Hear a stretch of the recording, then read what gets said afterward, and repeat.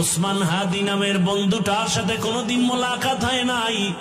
ও আল্লাহ, কিন্তু একটা পশু কেউ যদি আক্রমণ করে পশুর উপরে সহ্য করা যায় না, আর সেখানে একটা তাজা প্রাণ চলে যাবে।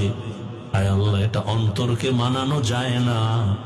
আয় আল্লাহ তাআলা, আপনার কুদরতের ফয়সালা।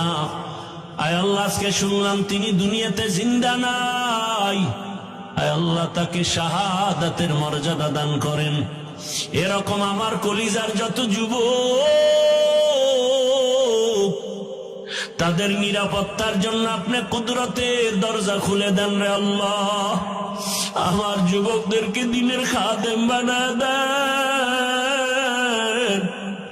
আয় আল্লাহ, প্রত্যেকটা যুবকের দেশের জন্য আপনি ঢাল বানায় দেন।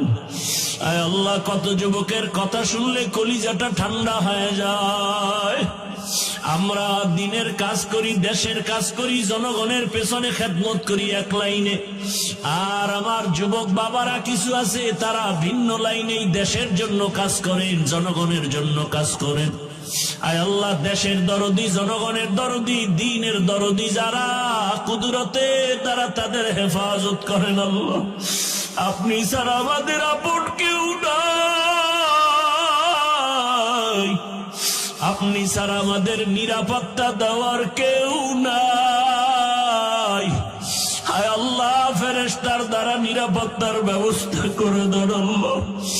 আর যেন কানে না শুনি, যুবক নাই, তাজা প্রাণ ঝরে পড়েছে।